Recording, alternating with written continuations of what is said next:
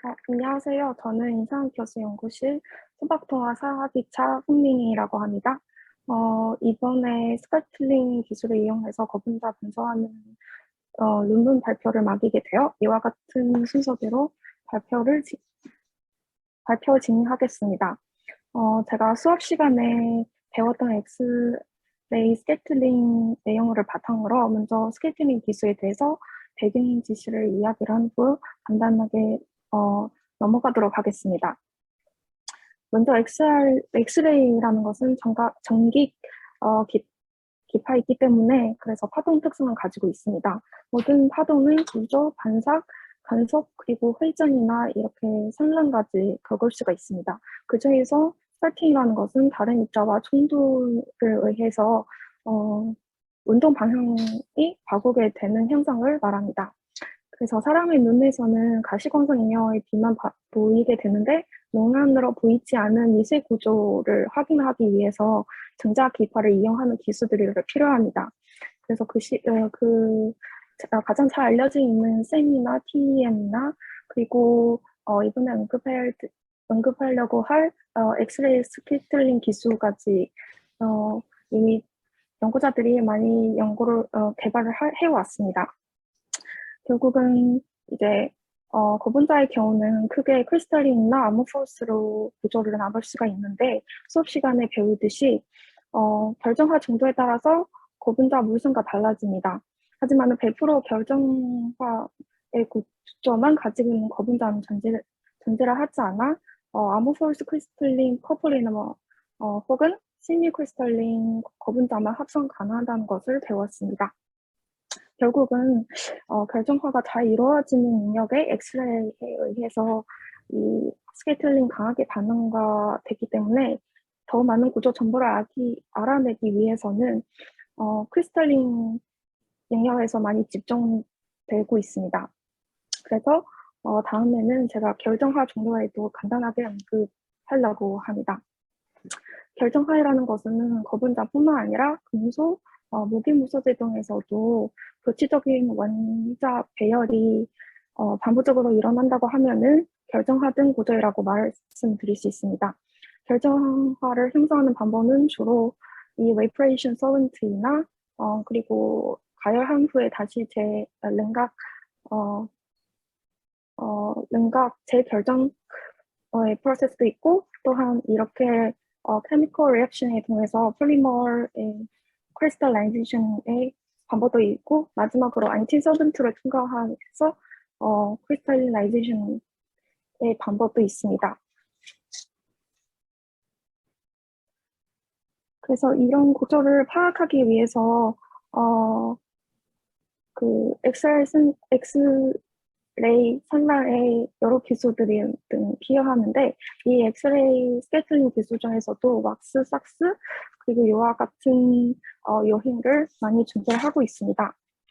엑스레이 디프렉션 기술은 엑스레이 디프렉션 기술의 탄성 산란 기술 중의 하나입니다.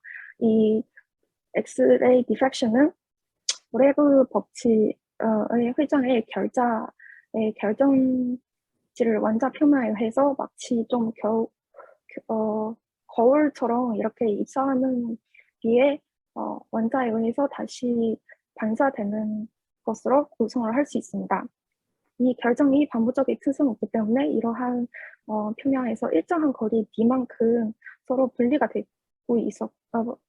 분리되고 있고 각도에 따라 피크 나타나기도 하고 인텐시티가 달라진 것으로 알 수 있습니다. 그래서 이런 실을 통해서 각도에 따라서 이 D 값을 계산할 수 있습니다.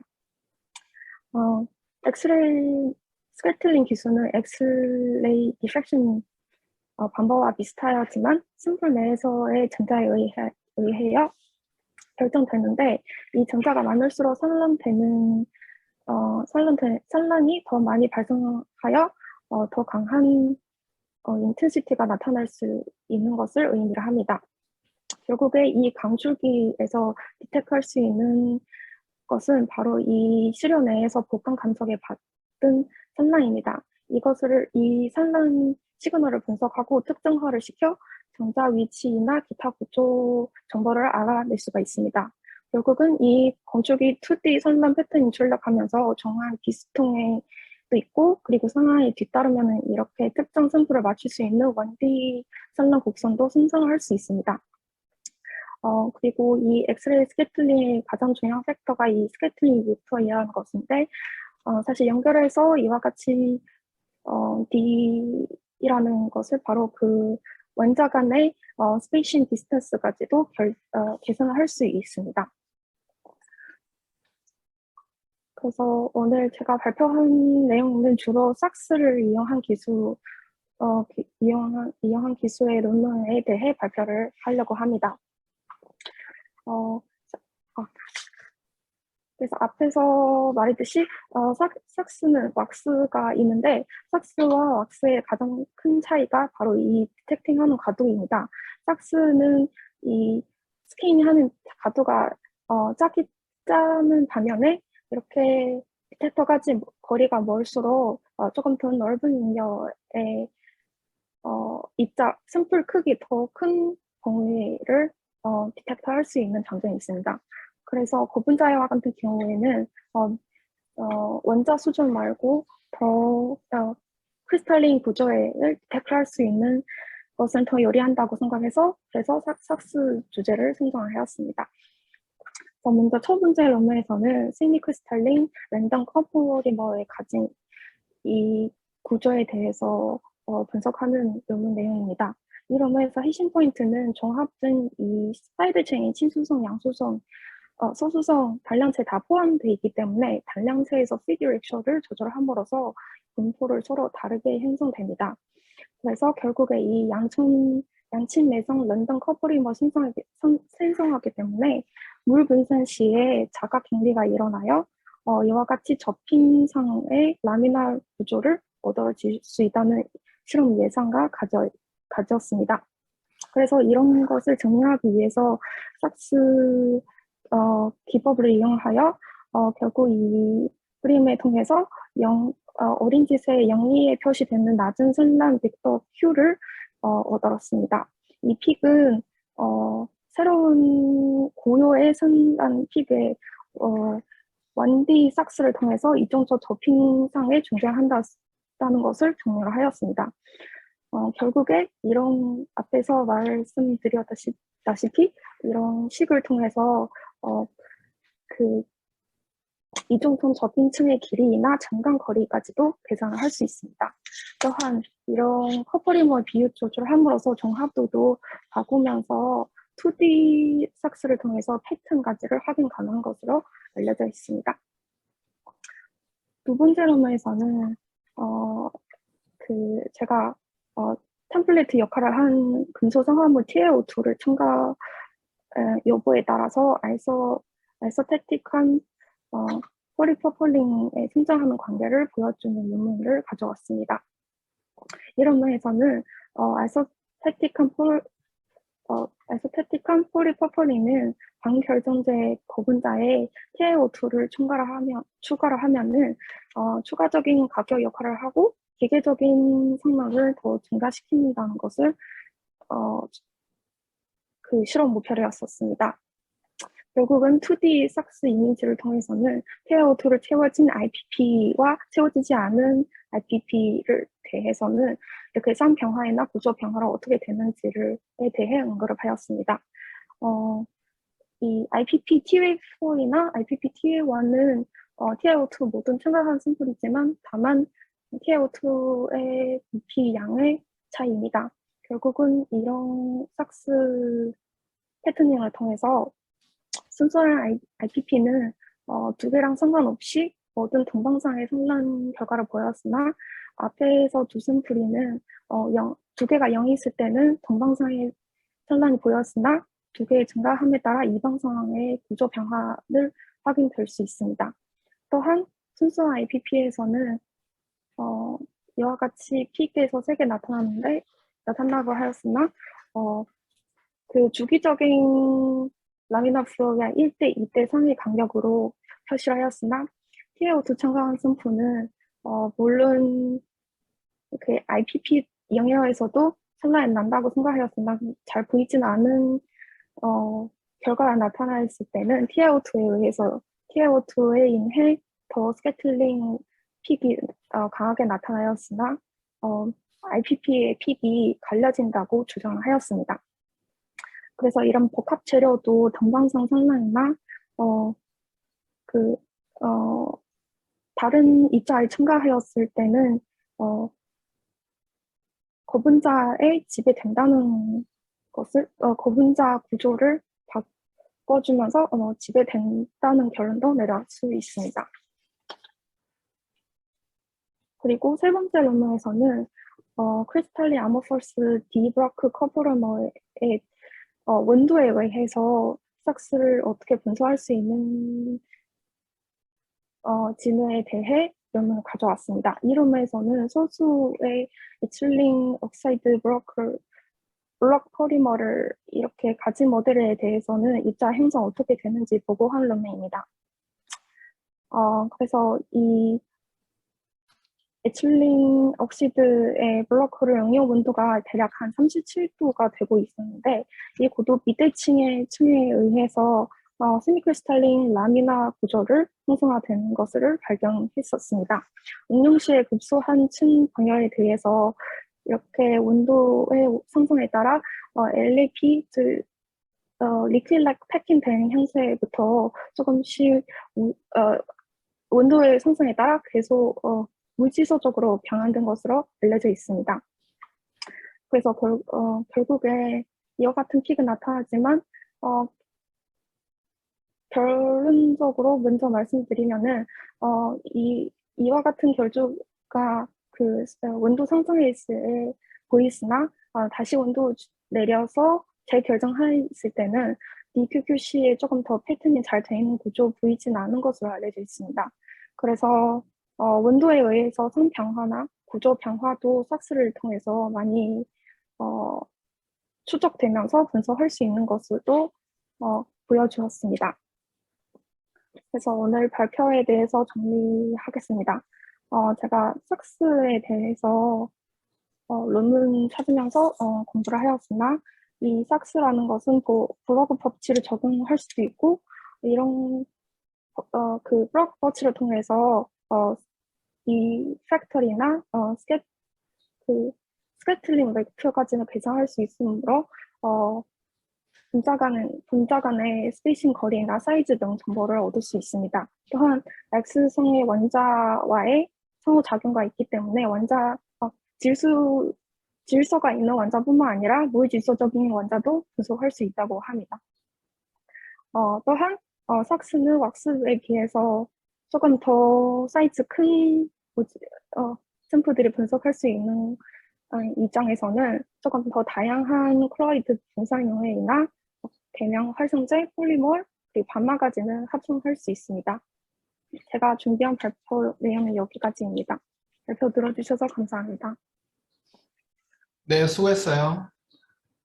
저기 팽린리 학생은 지금 이제 삭스를 이용해서 이제 결정구조 분석하는 건데, 뭐 첫 번째로는 이제 리피드 바이레이어, 그다음에 두 번째는 이제 세마이크리스탈린 이제 블라코폴리머, 그다음에 이제 세 번째는 이제 블라코폴리머에서 이제 여러 가지 그 라멜라에서 뭐 쿼지 크리스탈 또는 뭐 스피어 페이스 그런 걸로 이제 그 상변화되는 이제 그런 것들을 했는데, 사실 그 논문 한 3개를 요약하는 거기 때문에 뭐 지금 이제 삭스를 이용해서 결정 구조 분석하는 거 그게 공통적이기는 하지만은 이제 논문 주제 같은 게 조금 더 일관성 있는 걸 하는 게 이게 듣기에는 조금 더 알아듣기 더 쉬울 것 같아요. 다른 학생들한테는. 네네. 혹시 뭐 다른 뭐 질문 있어요? 네, 학생들 질문 있으면 질문하시고.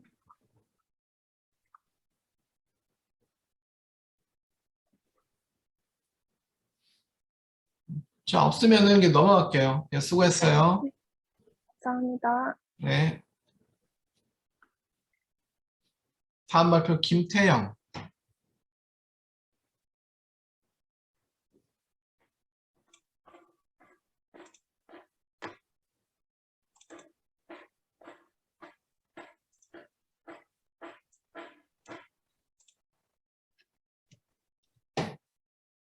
화면 잘 보이십니까? 네. 네, 발표 시작하겠습니다. 안녕하십니까. 임상혁 교수님 랩실에서 석사과정 하고 있는 김태형입니다. 저는 셀룰로스 크리스탈리니티 인덱스 메저먼트 by X-ray diffraction을 주제로 발표하겠습니다. X-ray diffraction은 결정의 원자, 분자적 구조를 알 수 있는 분석 기법입니다. 샘플에 엑스레이를 쏘았을 때 샘플의 결정 구조로 인해 엑스레이의 회절이 발생하고 브래그 법칙을 만족하는 특정한 각도에서 보강 간섭이 발생하면서 해당 각도에서의 인텐시티가 증가합니다. 브래그 법칙은 다음과 같습니다. n 람다는 ED 사인 세타. 여기서 n은 정수, 람다는 엑스레이 파장, d는 결정 평면 간의 거리, 세타는 엑스레이를 쏘는 각도입니다. 이 그림에서 ED 사인 세타는 그림에 굵게 표시된 부분입니다. 이 굵게 표시된 부분의 길이가 쏘는 엑스레이의 파장의 정수배가 되면 보강 간섭이 발생하게 됩니다. 각각의 물질마다 결정에서 다른 뒷값을 가지기 때문에 XRD 측정을 통해 어디서 피크가 일어나느냐에 따라 어떤 물질인지 알 수 있게 됩니다. 추가적으로 쉐러 공식을 통해 결정의 크기도 알 수 있습니다. 다음 식에서 L은 결정의 크기, H는 픽의 full width half maximum, 즉 반칙폭입니다. XRD 측정을 위해서는 파우더 형태나 방막 형태의 샘플이 필요하고 또한 호모지니어스하고 싱글 페이즈의 물질을 측정할 때 가장 정확하게 물질을 파악할 수 있다는 특징이 있습니다. XRD로 측정하게 될 셀룰로스의 결정성에 대해 먼저 설명드리겠습니다. 셀룰로스는 식물 세포벽의 구성 물질로 지구에서 가장 풍부한 유기고분자 물질입니다. 종이, 섬유 등 각종 소재로 사용되어 왔고 현재는 식량을 사용하지 않는 바이오 에너지원으로 연구되고 있는 물질입니다.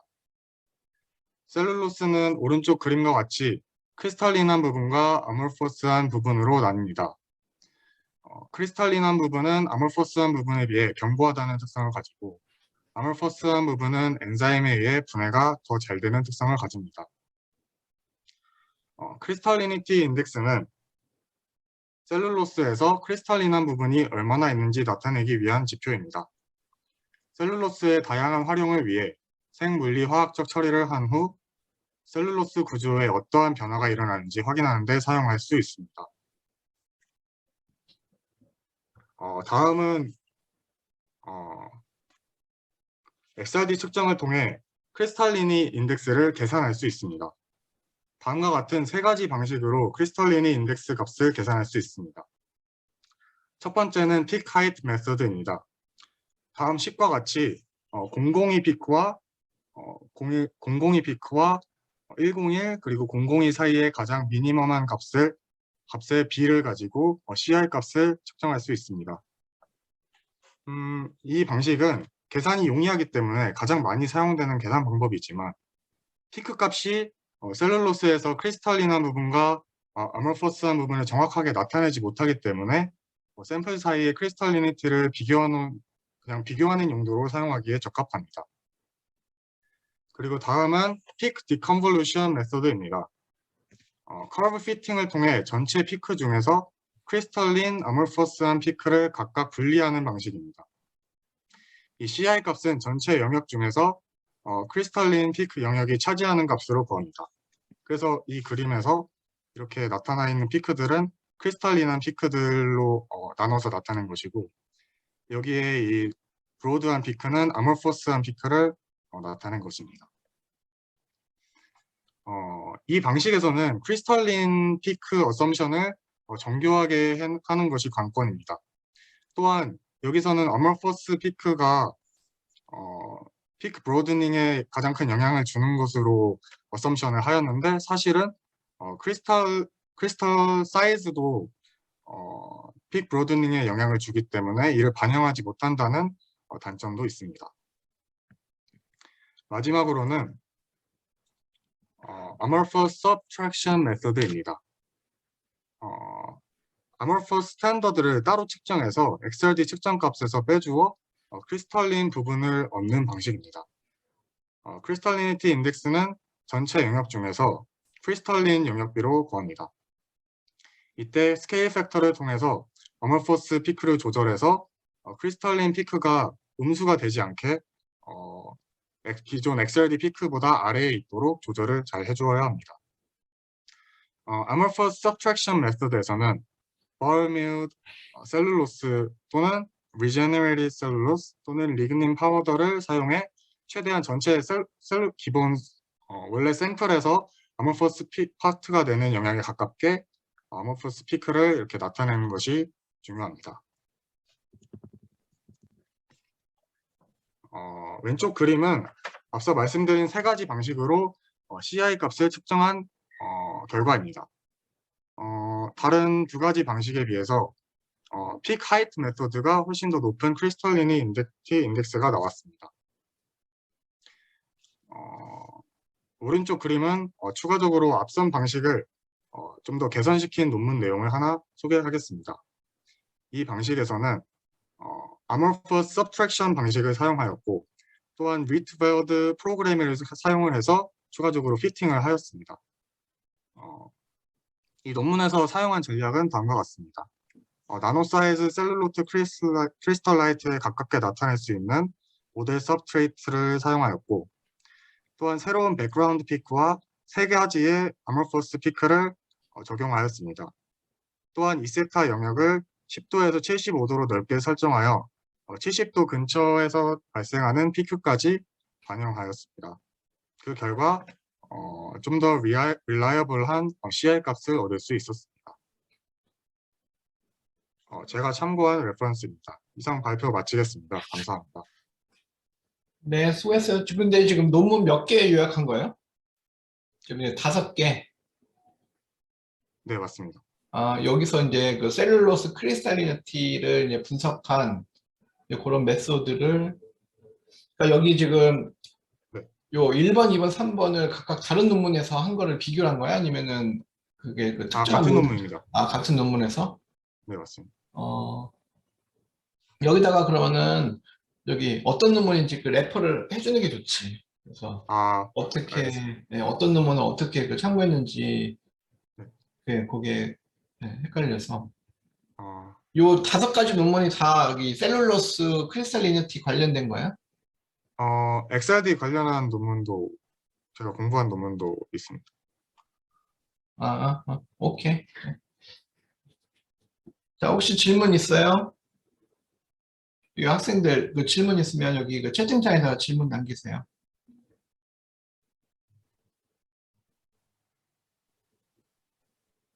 질문이 없네. 자, 없으면은 이제 다음 발표 넘어갈게요. 네, 수고했어요.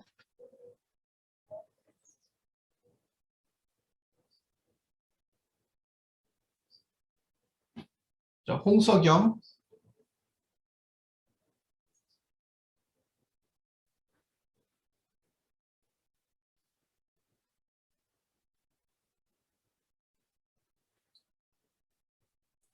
네, 들리시나요? 네. 네, 발표 진행하도록 하겠습니다. 네, 안녕하십니까. 저는 임상학 교수님 연구실에서 이제 석박통합 과정으로 있는 홍석영이라고 합니다. 네, 이제 오늘 발표할 내용은 이제 엑스레이 스캐터링 카메라 중에서 이제 없어요? 왁서. 네, 죄송합니다. 지금 카메라가 준비가 따로 안 돼 있어가지고. 네, 하세요. 네네. 이제 왁사 이제 삭스를 이용한 고분자 분석 기법에 대해서 이제 발표하도록 하겠습니다. 이제 발표 내용은 이제 목차와 같이 이제 왁스와 삭스에 대해서 간단한 이론들과 적용 연시들을 이제 간단하게 설명하도록 하겠습니다. 이제 엑스레이 스캐터링 같은 경우에는 이제 엑스레이 소스를 이제 샘플에 가해 주었을 때 이제 각 결정면에서 이제 스캐터링 되는 파장들을 이제 딕텍트하여서 도식화하는 그런 기법입니다. 엑스레이 같은 경우에는 이제 입자와 주위 사이에서의 이제 일렉트론 대시 차이에 의해서 이제 스캐터링이 발생하게 되고 이제 브레그-로우 법칙에 따라서 이제 스캐터링이 일어나게 됩니다.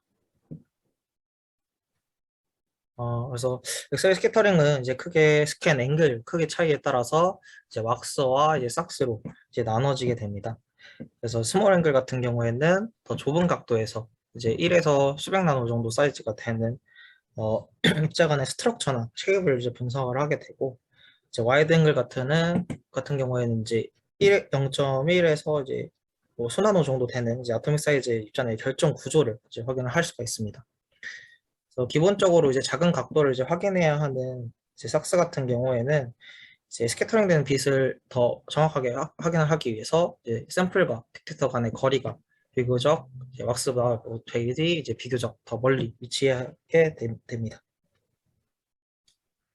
그래서 왁스와 삭스를 이용해서 이제 어떤 것들을 분석을 할 수 있는가를 보았을 때, 이제 와이드 앵글 같은 경우에는 이제 아토믹 스케일을 이제 관찰을 할 수가 있고, 보통 스캔 디그리가 이제 2세타의 각도가 이제 5도보다 큰 범위에서 측정을 하게 되고, 이제 주로 이제 세미크리스탈린 폴리머를 이제 분석하는 데 사용을 하게 됩니다. 그래서 이제 그리고 이제 다음과 같은 정보들을 이제 얻을 수가 있습니다. 그리고 이제 스몰 앵글 같은 경우에는 이제 수백 나노 사이즈 이내에 있는 이제 라지 스케일의 사이즈를 분석을 할 수가 있고, 이제 보통 스캔 디그리가 이제 0도, 2세타가 이제 0도 거의 비슷한 정도 수준에서 이제 스캔을 하게 됩니다. 그래서 주로 이제 블러코 폴리머를 이제 분석하는 데 사용이 되며, 이제 입자의 쉐입이나 사이즈 그리고 이제 인터스트럭처 같은 부분들을 이제 확인을 할 수가 있습니다. 이제 엑스레이가 이제 스캐터링 되는 이제 원리는 이제 기본적으로 이제 브레그를 따라서 이제 결정된 입장 간격이 d일 때 이제 n 람다는 이제 ed 사인 세타의 조치가 따르게 되고, 네, 이제 인시디언트 되는 파장과 이제 스캐터링 되는 파장 벡터의 이제 차이를 이제 스캐터링 벡터 q라고 하는데, 이제 이 공식은 이제 브레그로와 q 값이 이제 람다분의 이제 4파이 사인 세타의 값을 가지게 됩니다. 그래서 이거를 이제 프레그로우의 법칙과 이제 적용을 했을 때 이제 d는 q분의 2파이n의 공식을 가지게 됩니다. 따라서 이제 q 값이 이제 세타 비례하게 되고, 그다음에 이제 이에 따라서 이제 d는 이제 세타 반비례한 관계를 가지게 되는데, 이제 이 공식에 따라서 이제 측정 강도가 클수록 격자 관계가 더 작은 결정을 분석할 수 있게 되는 그런 원리를 가지고 있습니다. 이제 아래 공식은 이제 스캐터링 되는 인텐시티에 관련된 공식입니다. 그래서 입자가 솔루션이나 이제 공기 중에서 스캐터링 되거나 아니면 노이즈에서 스캐터링 되는 부분을 나타내는 이제 인코리언트 부분과, 이제 저희가 분석하고자 하는 입자의 내에서 일어나는 브레그로 오해에서 일어나는 이런 부분들을 나타내는 코헤런트 부분이 있습니다. 이런 이제 코헤런트 부분에는 이제 폼 팩터와 이제 스트럭처 팩터 이 두 가지를 나타내는 요소들이 있는데, 이제 폼 팩터 같은 경우에는 이제 입자 내에서 일어나는 스케일링에 관한 것으로 이제 입자의 쉐입이나 사이즈에 관련된 부분들을 이제 보여주게 됩니다. 그래서 입자 하나하나에 분석하는 것이 이제 굉장히 중요하기 때문에 보통 딜루탄 솔루션에서 이제 분석을 진행하게 되고, 이제 기본 공식은 폼은 이제 다음과 같지만 기본적으로 폼 팩터는 이제 쉐입에 따라서 공식이 이제 변화하게 됩니다. 그리고 이제 스트럭처 팩터는 이제 입자 간의 이제 코릴레이션에 관련된 부분을 이제 나타내는데, 보통 이제 아모포러스한 부분에서는 이제 피크가 이제 브로드하게 형성이 되고, 결정성이 높은 때에는 이제 샤프하게 나타나게 됩니다. 그래서 기본 공식은 이제 다음과 같고, 보통 이제 이런 피크들을 분석을 해서 이제 입자들 간의 배열이 이제 어떤 형식으로 되어 있는지 이런 것들을 이제 확인을 할 수가 있습니다. 다음은 이제 왁스와 삭스를 이제 고분자 분석에 적용한 논문들을 이제 간단하게 소개하도록 하겠습니다. 첫 번째 이 논문은 이제 왁스를 이용한 논문입니다. 그래서 이제 CNC의 이제 전해질의 컨덕티비티를 이제 증가를 시키기 위해서는 이제 CMC에 이제 PVA를 첨가를 하였는데, 이제 이때 비율의 조절을 사용해서 이제 컨덕티비티를 측정을 하고, 이제 컨덕티비티가 증가하는 이유가 이제 결정도가 이제 낮아질 때 컨덕티비티가 증가한다고 판단을 내려서 이제 고분자의 결정도를 이제 고분자의 결정도 이제 왁스를 이용해서 이제 분석한 내용입니다. 그래서 왁스를 이용한 결정도를 분석을 할 때에는 이제 보통 샤프한 피크가 결정성이 높은 것을 나타내고, 이제 브로드한 피크가 이제 아모포러스한 형태를 나타내기 때문에 이제 전체 피크 면적 대비 이제 샤프한 피크가 나타내는 이제 부분들의 비율을 이용하여서 이제 결정도를 구할 수가 있습니다. 그래서 이 논문에서는 이제 8:2의 비율일 때 결정도가 가장 낮게 나왔고, 컨덕티비티도 같은 조건에서 이제 가장 높게 나왔다라고 이렇게 보고를 하였습니다. 그리고 다음은 이제 삭스를 이용하여서 이제 그레인 사이즈를 비교한 논문입니다. 그래서 이 논문에서는 이제 기본적으로 이제 폴리머 전해질의 그레인이 작을수록 이제 컨덕티비티가 증가를 한다.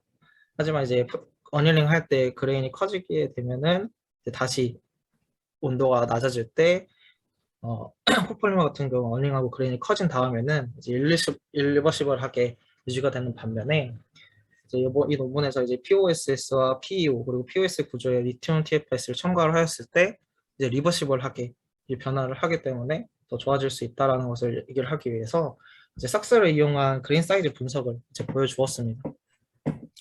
그래서 이제 첫 번째 이제 피겨 1 같은 경우에는 이제 쿨링을 하면서 측정한 이제 삭스 데이터입니다. 그래서 A 같은 경우에는 리튬 TFS를 넣지 않은 것이고 B번 같은 경우는 이제 안 넣은 것, 리튬 TFS를 넣은 것입니다.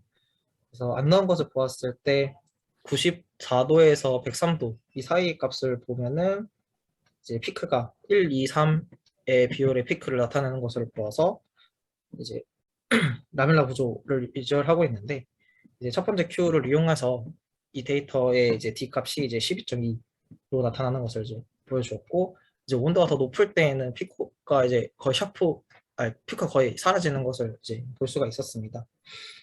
그리고 이제 반대로 이제 리튬 TFS를 넣었을 때에는 이제 94도와 103도에서는 이제 2의 피크는 사라지고 1, 3, 4의 피크는 보여졌지만 이제 온도가 올라갈수록 이제 3도와 4도에서는 이제 3과 4의 피크는 사라지고 2의 피크가 나타났습니다.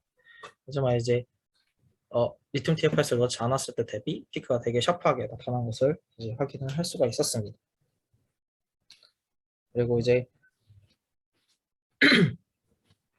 피겨 2를 보시게 되면은 이건 이제 리튬 TFS를 넣었을 때 이제 어닐링을 통하여서 룸 템퍼레처부터 103도까지 어닐링을 하고 130도까지 어닐링을 쭉 진행한 다음에 다시 103도로 쿨링을 할 때 이제 피크들을 이제 비교를 해 놓은 것입니다. 그래서 이제 이 샘플에서는 이제 동일한 조건에서 측정했다는 것으로 이제 D의 값이 이제 15.7이 나왔는데 이제 상온에서부터 103도까지 이제 히팅을 해왔을 때 피크를 봤을 때에는 어닐링을 했다가 쿨링한 상태의 103도 이쪽에서 보시는 103도의 피크와 비교했을 때에도 굉장히 브로드하게 이제 형성된 것을 이제 확인을 할 수가 있습니다. 그래서 이 부분으로 통해서 이제 리버시블 하다라는 것을 확실히 보여줄 수가 없기 때문에 이제 기본적으로 삭스의 이제 첫 번째 피크 너비 부분이 이제 인테그레인 이제 사이즈와 관련이 있기 때문에 이 논문에서는 이제 논문의 평균 그레인 사이즈를 평균 그레인 사이즈 L을 이제 다음과 같이 정의를 하였고 그다음에 이 그래프 피겨 3의 A를 통해서 이제 그것을 플롯을 했습니다. 그래서 이제 L이 온도가 급격하게 증가를 할 때 이제 L이 이제 급격하게 증가하는 것을 이제 확인을 하였고 이제 그 이후 쿨링을 한 다음에 L이 조금씩 감소하는 경향을 이제 확인을 하였습니다. 하지만 이제 크게 변화 정도가 이제 히팅했을 때에 비해서 이제 조금 브로드하게 많이 큰 변화를 보이지 않고 감소를 했기 때문에 이 논문에서 이제 스캐터링 인베리언트 이제 S 값을 다음과 같이 정의를 하여서 이제 측정하고자 하는 온도의 이제 S 값과 이제 130도에서 S 값을 이제 비교를 해서 이제 플러스를 했습니다. 그래서 그 결과 이제 온도가 히팅하고 헬팅할 때랑 이제 쿨링했을 때에 이제 103도 값을 비교했을 때 이제 인베리언트 값이 좀 차이가 있긴 하지만 거의 유사하게 된 것을 이제 확인을 할 수가 있었고 이제 피겨 2와 이제 3를 통해서 이제 페이지들에 배열된 상태는 이제 조금 다르지만 그래도 리버시블하게 트랜지션이 일어난 것을 알 수 있었다라고 이렇게 주장을 하고 있습니다. 그리고 다음 논문은 이제 삭스를 이용해서 이제 스트럭처를 분석한 논문입니다. 그래서 이 논문에서는 이제 웜 형태의 헥사고날 구조를 이제 BGMA 고분자를 만드는 것을 이제 목적으로 하여서 셀프 언셈블리 되는 과정을 이제 삭스를 통하여서 확인하는 이제 논문입니다. 그래서 피겨 2에 나타나 있는 요 A 그래프는 이제 PHBD 80과 이제 PBGMA 40 비율을 볼륨 퍼센트 40%로 했을 때 이제 폴리머라이제이션을 시키면서 시간에 따라서 이제 변화를 이제 삭스를 측정을 한 겁니다. 이제 삭스를 측정을 했을 때 페이지가 변하는 부분들을 따로 이제 C에서 이제 보여주었고, 그 보통 BCC의 피크를 나타내는 이 다이아몬드 피크들을 이제 78분 부분에서 이제 확인을 할 수가 있었고, 90분에는 이제 헥사고날의 피크가 이제 같이 하나씩 나타나기 시작하면서 이제 혼합 형태의 구조를 이루다가, 그다음에 이제 폴리머라이제이션 거의 끝난 다음에는 이제 거의 이제 헥사고날의 피크를 나타내는 것을 이제 확인을 하였습니다. 그리고 이제 D번은 이제 비율에 따라서 이제 비교를 한 것인데, 초기 이제 40%까지 되었을 때에는 이제 원하는 헥사고날의 이제 웜 형태가 피크가 나온다는 것을 이제 확인을 하였고, 이제 웜 형태를 확인을 하기 위해서 1%까지 이제 딜루트하게 만들어서 기울기가 되어 있는 부분에 이제 기울기가 마이너스 1도로 이제 웜 형태를 가진다라고 이렇게 얘기를 했습니다. 그리고 이제 이것이 이제 온도에 따라서 변화가 어떻게 되는가를 보았을 때 이제 40%를 기준으로 측정을 하였고, 이제 25도 부분에서 이제 헥사고널 웜의 형태를 나타내고 있다가 이제 90도까지 온도를 가열했을 때 이제 점차 이제 피크들이 추가적으로 나타나기 시작을 하였고, 이제 조금씩 그 프라임 Q의 피크가 이제 더 큰 쪽으로 이동을 하는 것을 확인할 수가 있었습니다. 그리고 이제 130도쯤 됐을 때부터에는 이제 피크가 점점 사라지기 시작하고 브로드한 피크가 형성이 되면서 이제 150도 이후에는 이제 완전히 브로드하면서도 이제 실리는 구조의 웜이 스피어 구조로 변했다라고 얘기를 했습니다. 그리고 이제 반대로 쿨링 과정에서는 이제 100도씨 부근에서부터 이제 BCC의 피크들이 보이기 시작했고, 이제 90도 아래부터는 이제 헥사고널 피크가 같이 나타나면서 BCC와 이제 혼합 구조를 이루는 것처럼 보인다고 주장을 했습니다. 그리고 이제 쿨링이 거의 끝난 상태에서의 플러스를 이제 정확하게 분석을 하기 위해서 이제 오른쪽 A에 있는 이게 헥사고널 크로스펙트 구조를 나타내는 피크인데, 이 피크와 비교를 하여서 이제 B와 이제 비교를 하였을 때 이제 중간중간에 A번에 나타나는 이제 헥사고널 피크와 이제 BCC의 구조를 나타내는 피크가 섞여 있는 것을 확인을 했고, 그래서 어닐링 후에 이제 쿨링을 하게 되면 일부 이제 ACPC의 스피어의 구조가 같이 포함되는 것을 이제 보여주었다. 그런 것들을 이제 보였다라고 이렇게 보고를 했습니다. 네. 지금까지 이제 참고한 논문과 주로 이제 교수님 수업 내용과 이제 책들을 좀 많이 참고를 하였고, 참고한 레퍼런스입니다. 다음으로 발표 마치도록 하겠습니다.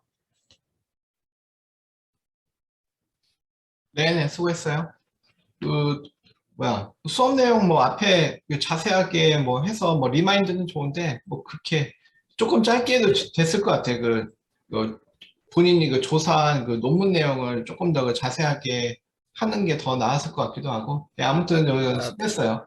그래서 여기 뭐 삭스랑 왁스를 통해서 뭐 디그리 오브 크리스탈리니티랑 아까 뭐 보면은 이제 뭐 그레인 사이즈 같은 거를 이렇게 스캐터링 분석을 통해서 하는 방법도 있는데, 이게 아주 얼마나 정확하냐에 이론상으로는 가능하지만 이게 얼마나 정확하냐에 또 이제 그런 논란은 사실은 조금 있는데, 네, 뭐 그런 연구들도 있고, 그래서 이제 쭉 잘 정리해서 발표했어요.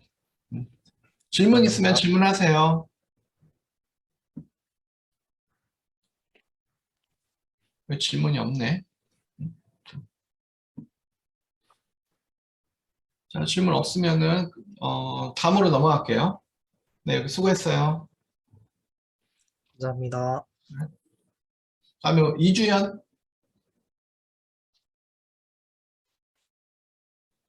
네, 목소리 들리시나요? 네.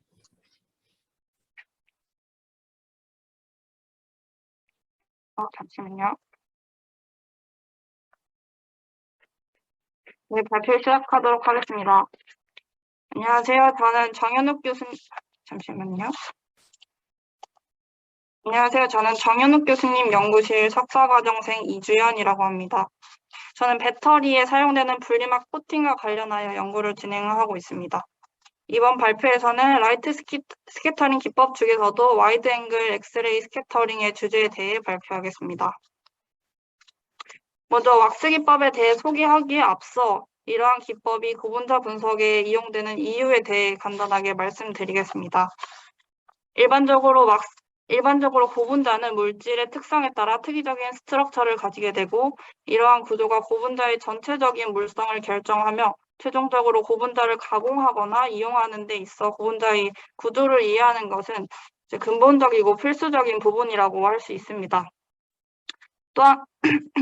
또한 폴리머의 구조는 많은 분들이 아시다시피 결정성을 가지는 크리스탈린 구조와 결정성을 가지고 있지 않는 아몰퍼스 구조, 그리고 부분적으로 결정성을 가지는 세미 크리스탈린 구조가 존재하게 되는데 실제로 존재하는 고분자는 100% 결정성을 가지고 있지 않기 때문에 이러한 결정성을 분석하는 기법이 여러 가지 존재하게 됩니다. 히트 오브 퓨전 또는 스페시픽 히트 캐패시티를 측정함으로써 결정 하도를 분석할 수 있는 DSC, 결정 구조에서 기인한 픽을 전체 컨퍼메이션 픽 대비 %로 분석하는 솔리드 스테이트 NMR, 그리고 스캐터링 패턴에 따라 결정성을 확인할 수 있는 라만 스펙트로스코피와 와이드 앵글 엑스레이 스캐터링이 존재하게 됩니다. 저는 이 중에서도 작은 사이즈를 분석할 수 있는 이 왁스 기법에 대해 자세히 말씀드리겠습니다. 왁스 기법은 다른 말로 XRD라고도 표현을 하고 있는데요. 이것은 엑스레이 디프렉터미터라는 기구를 이용하게 됩니다. 엑스레이 디프렉터미터의 구성 요소로는 엑스레이가 방출되는 엑스레이 제너레이터, 디프렉션 앵글을 측정할 수 있는 고니미터, 그리고 엑스레이를 디텍할 수 있는 디텍터로 크게 나누어 이해할 수 있습니다. 측정에는 디프렉션되는 엑스레이의 인텐시티와 앵글을 측정하게 되고 엑스레이 파장은 결정의 원자 사이의 거리와 유사하기 때문에 디프렉션이라는 특정 인터피어런스 이펙트를 사용하여 원자 사이의 거리를 측정하게 됩니다. 보시는 것과 같이 빛의 파장이 입자위에 디프렉션 된 이후 스캐터링 되어서 나온 빛이 합쳐지게 되고 그때의 패스의 차이에 해당하는 부분이 이 2D 사인 세타가 됩니다. 이때 2D 사인 세타가 빛의 파장의 정수배가 될 때 합쳐지는 빛의 위상이 같아지면서 이제 보강 간섭이 일어나게 되고 이때 브렉스 로우가 성립되게 됩니다.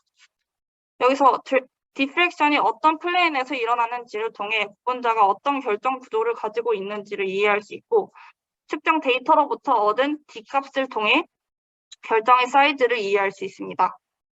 식에서 사용되는 파장은 엑스레이의 웨이브랭스이고 세타는 측정을 통해 얻게 되며 최종적으로 이 D값을 얻게 됩니다. 측정 데이터를 분석하기에 앞서 결정 구조를 이해하기 위해 이 라티스 플레인의 의미를 이해해야 하는데 라티스 플레인이란 입자들이 평행하게 일정한 간격으로 반복될 때의 면이 우수하게 존재하게 될 경우 이 하나의 플레인 유닛을 말합니다.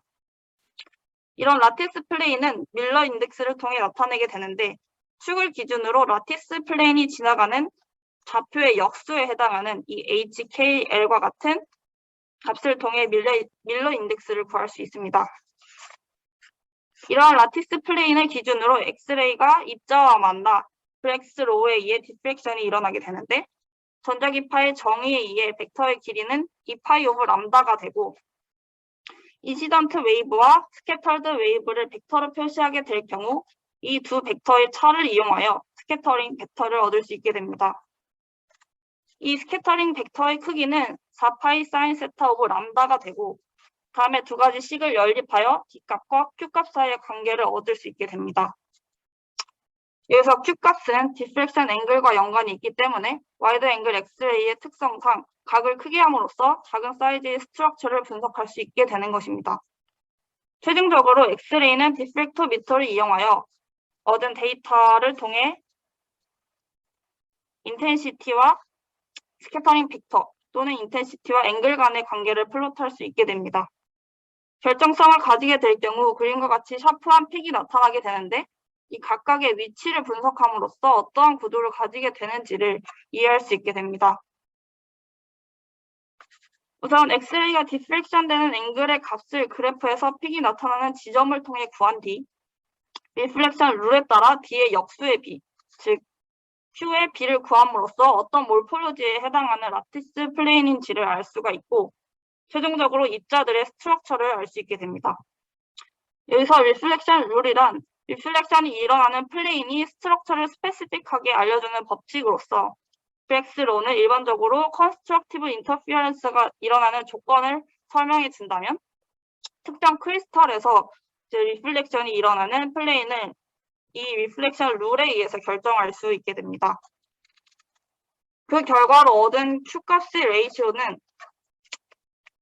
각각의 이 스트럭처에 따라 정해져 있기 때문에 HKL에 해당하는 라티스 인덱스를 유추함으로써 플레인에 배열된 파티클의 상대적인 포지션을 이해할 수 있게 됩니다.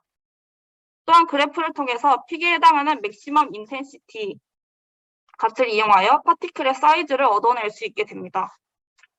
다음과 같이 쉐러 이퀘이션에 의해 파티클의 사이즈는 맥시멈 인텐시티의 절반에 해당하는 FWHM과 엑스레이의 파장, 그리고 디프렉션이 되는 앵글, 쉐이프 팩터에 의해서 결정되게 됩니다. 이러한 픽의 형태에 따라서도 고분자의 구조를 이해할 수 있는데 픽이 다음과 같이 샤프하게 나타날 경우 작은 분자에서 크리스탈 구조가 나타나는 것으로 판단할 수 있고 픽이 다음과 같이 브로드하게 나타날 경우는 크리스탈 구조보다는 아몰포스의 구조에 가깝다고 이해할 수 있습니다.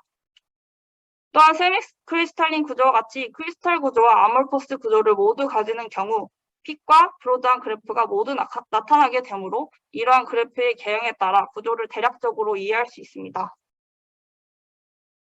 추가적으로 디프렉션 되는 엑스레이를 디텍터를 통해 확인할 때 2D 형태로 플롯된 이미지를 통해 물질의 크리스탈 사이즈를 이해할 수 있습니다.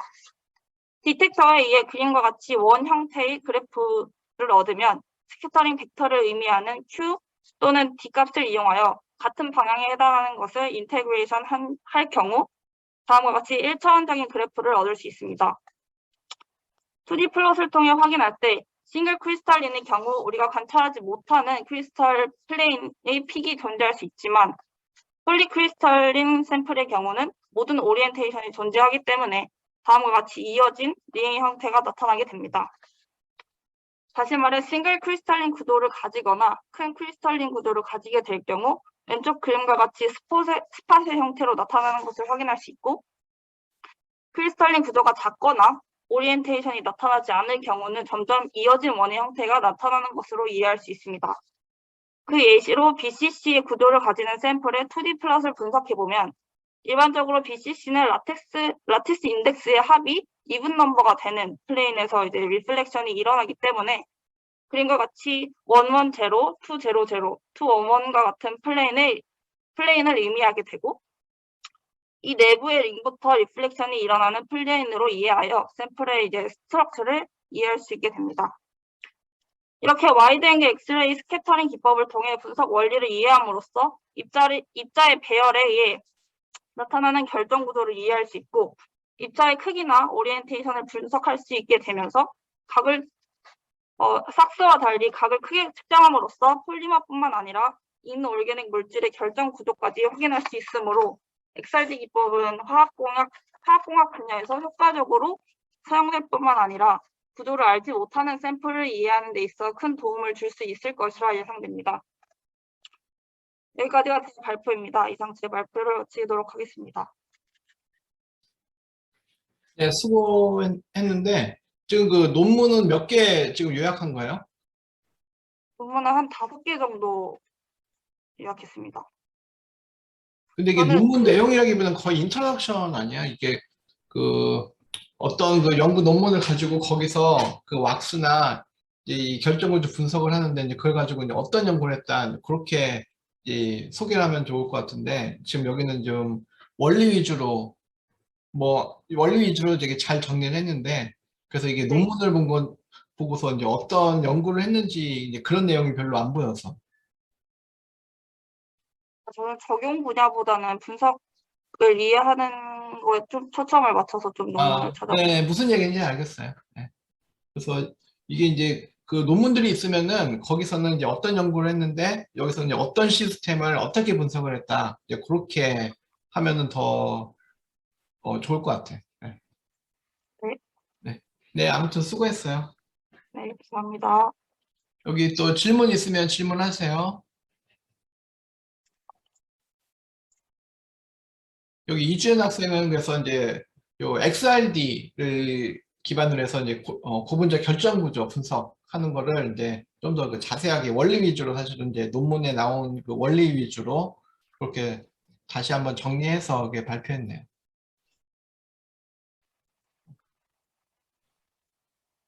자, 없으면은 그 다음으로 넘어갈게요. 네, 수고했어요. 다음이 권한이.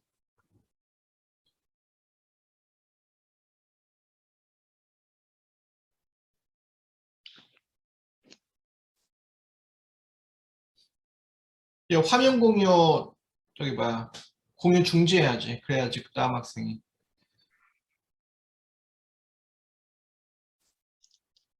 이주연 학생 네, 공유 중지. 잠깐. 어. 네.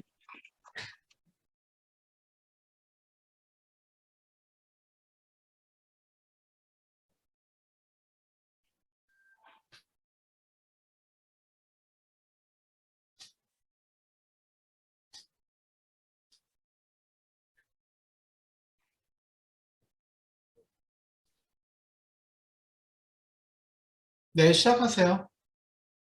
네. 발표 시작하겠습니다. 안녕하세요. 고려대학교 정현욱 교수님과 한국생산기술연구원 소속으로 학연 석사과정생 권한입니다. 생분해성 고분자 컴포짓 연구를 하고 있습니다. 잠시만요.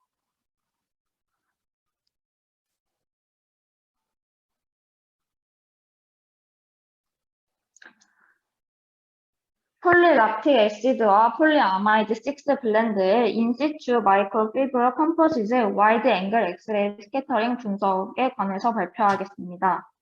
이 논문은 압축 성형 및 분당 40도 속도로 냉각된 폴리아마이드 6 마이크로피브러 3웨이퍼센트와 혼합하여 생성된 PLA, PA6 및 순수 PLA 특성을 와이드 앵글 엑스레이로 알아본 논문입니다. 분석은 1.5406 옴스트롱 파장의 방사선을 사용하여 스캔 각도는 2세타 퍼 세컨드의 속도로 5에서 30도 범위 조건으로 측정한 분석입니다. 왼쪽 그림은 마이크로피브러 폴리아마이드 6의 함량이 낮고 높은 컴프레션 몰디드의 인시추 MFC 미세구조 차이를 대략적으로 보여준 스킴입니다. 와이드 앵글 엑스레이 스캐터링을 통해 고분자의 결정성 및 결정 구조에 대한 정보를 확인할 수 있고 이를 나타내는 것이 오른쪽 그래프입니다. 그래프는 97도에서 7분간 등분 결정화한 전후에 마이크로피브럴 폴리아마이드 6 도메인을 갖는 순수 PLA 및 폴리아마이드 6의 3웨이퍼센트의 PLA의 와이드 앵글 엑스레이 패턴입니다. 별표 표시된 부분은 아이소소멀리 펄서라이즈 샘플을 나타내는 것이고 F 표시된 샘플은 마이크로피브럴 폴리아마이드 도메인의 블렌드를 의미합니다. 순수 PLA에는 피크가 나타나지 않았지만 그 패턴에서 넓은 훅처럼 관찰되었습니다. 이는 PLA가 완전한 비정지 상태임을 나타내며 압축 성형 과정에서의 높은 냉각 속도의 결과라고 분석했습니다. 순수 PLA의 7분간의 등운 열 처리는 약간의 결정화만을 일으켰는데 이는 투세타가 16.4도인 지점에서 작은 피크가 나타났다는 것을 증명합니다. 그러나 순수 PLA의 완전한 결정화는 등운 결정화에 대한 50분의 긴 노출을 필요로 합니다. 폴리아마이드 6 마이크로피브럴을 3웨이퍼센트를 넣은 PLA 블렌드의 와이드 앵글 엑스레이 패턴은 등운 결정화 공정을 수행하기 전부터 반결정 상태를 보여주었습니다. 그래프를 보면 투세타가 16.4도인 지점에서 명확한 피크의 존재가 투세타가 18.7도인 지점에서 더 작은 피크가 나타남을 알 수 있습니다. 폴리아마이드 6의 마이크로피브럴 인시추 제너레이션을 한 후 PLA의 크리스탈라이제이션 키네틱스가 개선되어 높은 냉각 속도에서도 PLA의 상이 결정화될 수 있었습니다. 또한 마이크로피버 PA6의 매우 짧은 등원 결정화는 와이드 앵글 엑스레이 패턴의 피크 강도를 더욱 증가시키는 것으로 나타났습니다. 따라서 PLA의 스캐터링 패턴이 2세타가 18.7도인 지점에서 피크가 나타나지 않는 것은 PLA의 낮은 결정화도를 갖기 때문이라고 분석했습니다. 그 다음 두 번째 논문에 대해서 발표하겠습니다.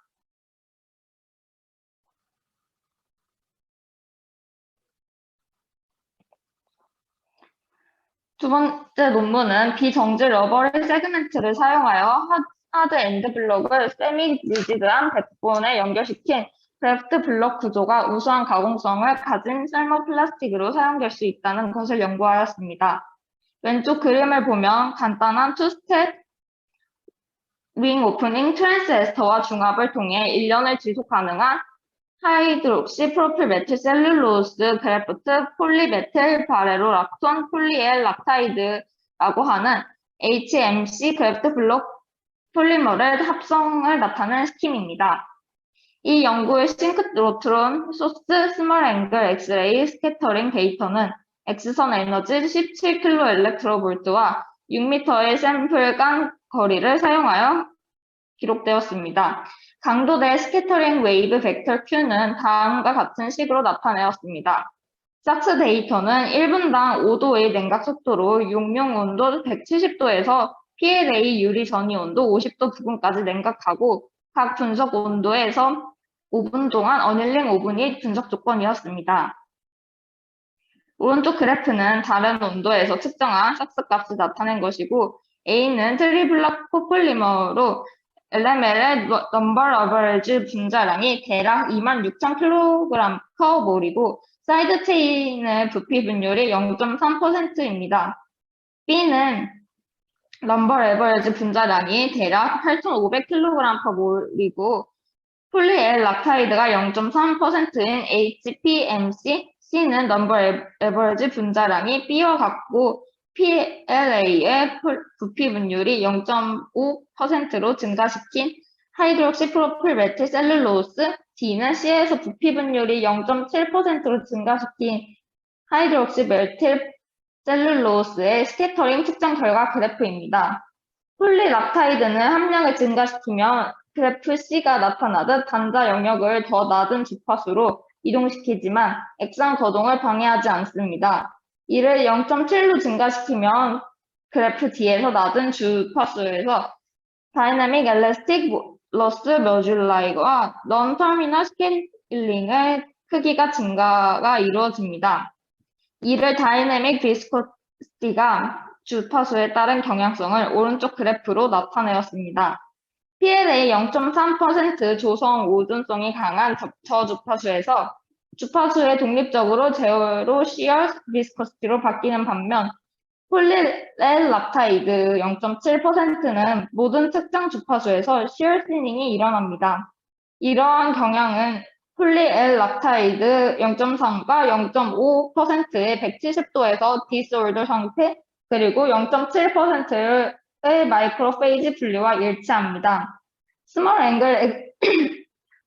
스몰 앵글 엑스레이 스캐터링 특정으로 펀더멘털 구조와 프로퍼티 관계를 해석하고 폴리엘 락타이드 결정화 후 모든 시료에서 마이크로페이지 분리 상태를 보여줍니다.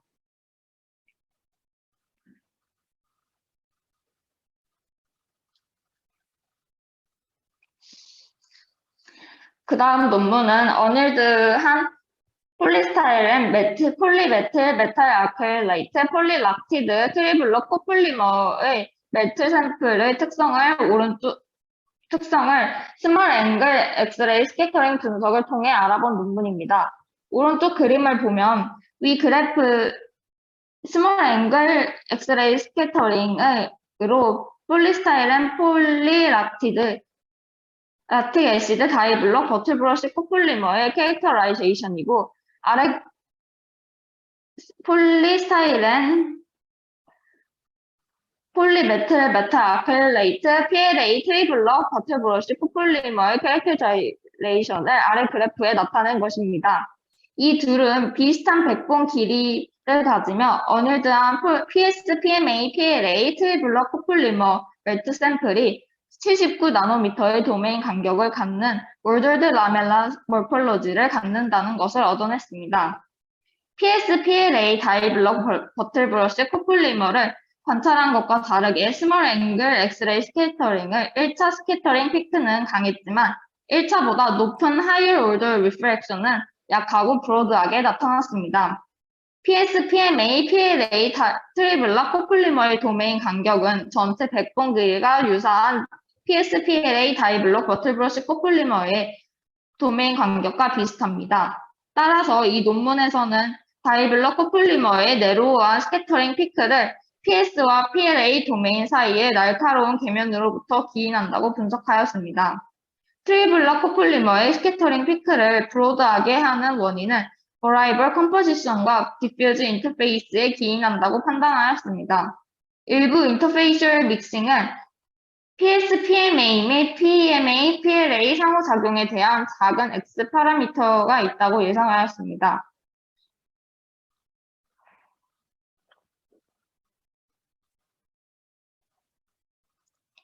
이로써 고분자 스캐터링 분석 발표를 마치겠습니다. 감사합니다. 네, 수고했어요. 근데 왜 저기 슬라이드가 왜 다 이어지지 않고 따로따로 해놨어요? 제가 태블릿으로 하다 보니까 문서가 공유가 제대로 원활히 안 돼서 일단 이렇게 진행을 하였습니다. 그래서 뭐 수고했는데 제가 조언하자면은 이 논문 지금 3개 그 요약해서 발표한 거 아니에요? 아까도 얘기했지만은 이런 거 할 때는 일단은 그 전체적인 주제가 있어야 되고 여기서 이제 내가 각각의 논문에서 어떤 거를 뽑아가지고 일관성 있게 그 스토리를 만들어 주는 게 중요해. 근데 이제 지금 보면은 네. 논문 하나 그냥 슬라이드 딱 그냥 거기다가 내용을 채워놓고 그 내가 느끼기에는 지금 그 권한희 학생 같은 경우에도 이렇게 스크립트를 딱 써가지고 이제 그거를 내용을 쫙 정리해서 그걸 보고서 읽으면은 읽는 것 같은 느낌을 받았거든. 근데 이제 그렇게 하면은 듣는 사람도 이게 뭘 얘기하는지 그냥 어떻게 보면은 그 내용을 이해하기가 상당히 힘들어요. 그래서 이제 이런 것들을 좀 배워가는 과정이니까 좀 이렇게 남들 그 발표하는 것도 보고 자기가 좀 또 저기 좀 더 발전할 수 있게 좀 그렇게 연습을 좀 하면 좋을 것 같아. 네, 아무튼 수고했어요. 알겠습니다. 네. 네. 자, 저기 그 마지막 그 이주연 학생, 다른 이주연 학생이네. 네, 준비하세요.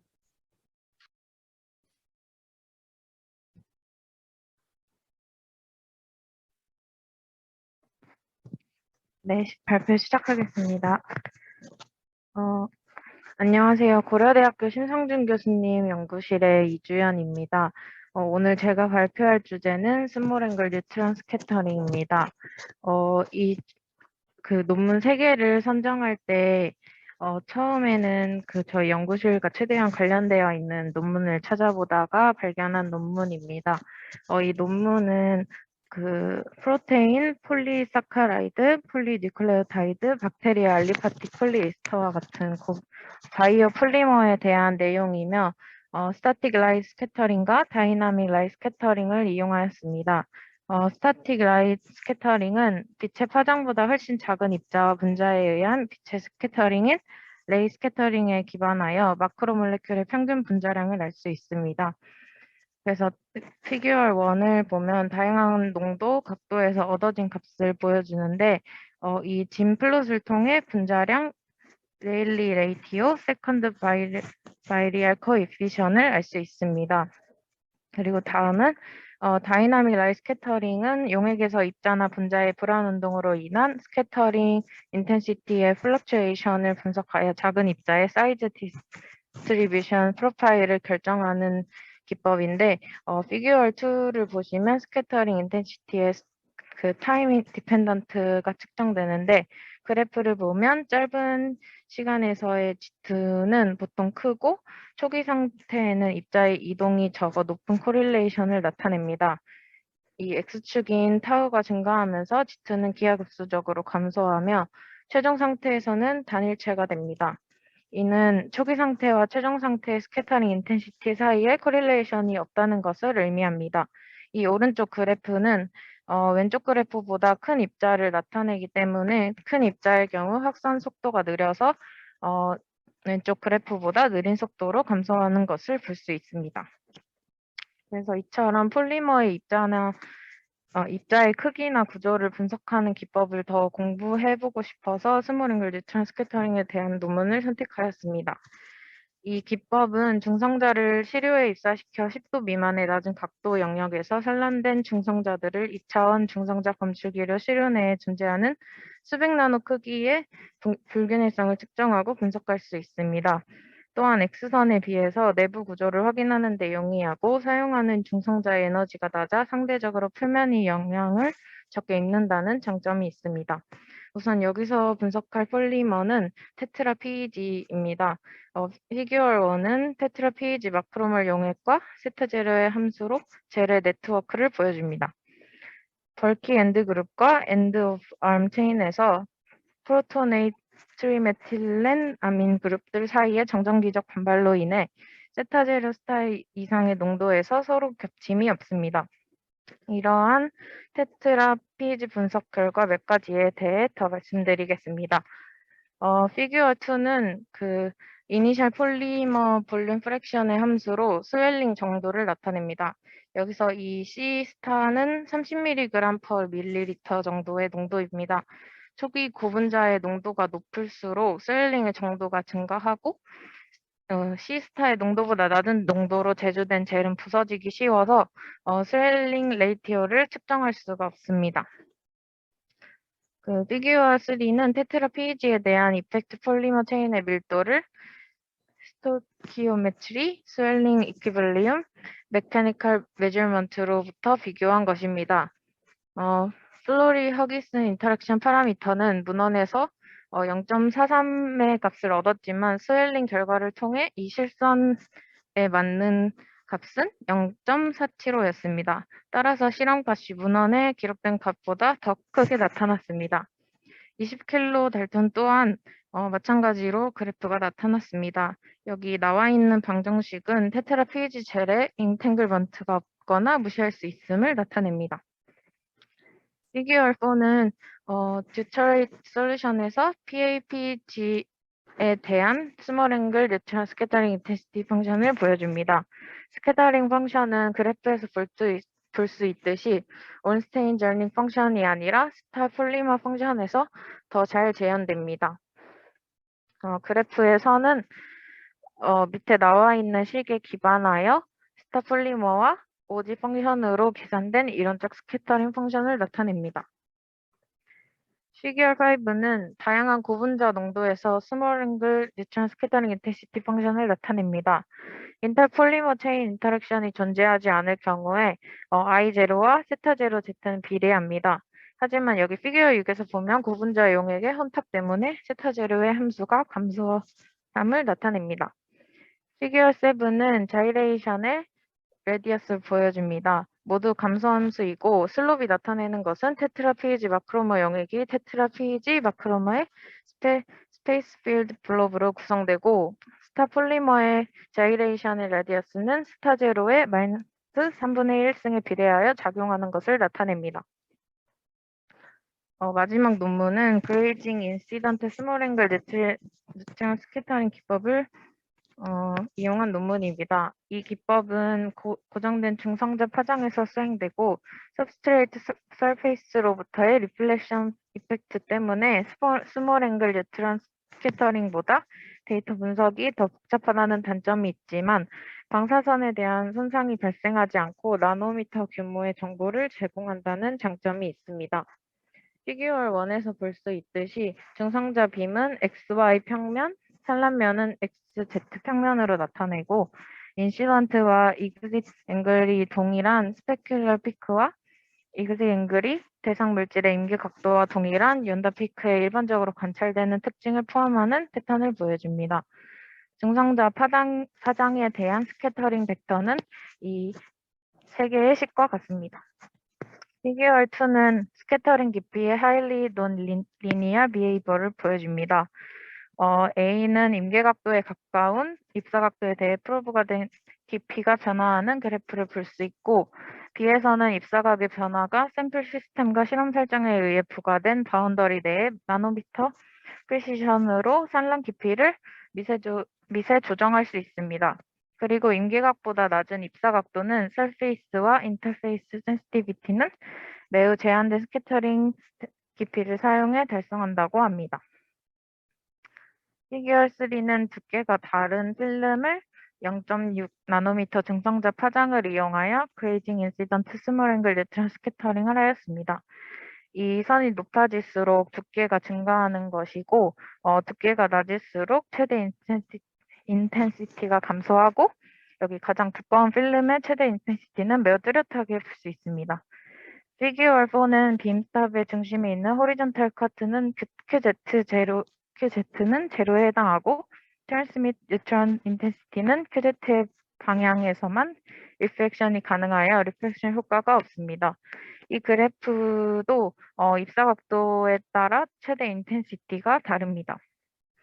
그래서 이 논문에서는 스몰앵글 뉴트런 스캐터링 기법의 장점이 추가된 기법을 보았습니다. 이것으로 발표를 마치겠습니다. 감사합니다.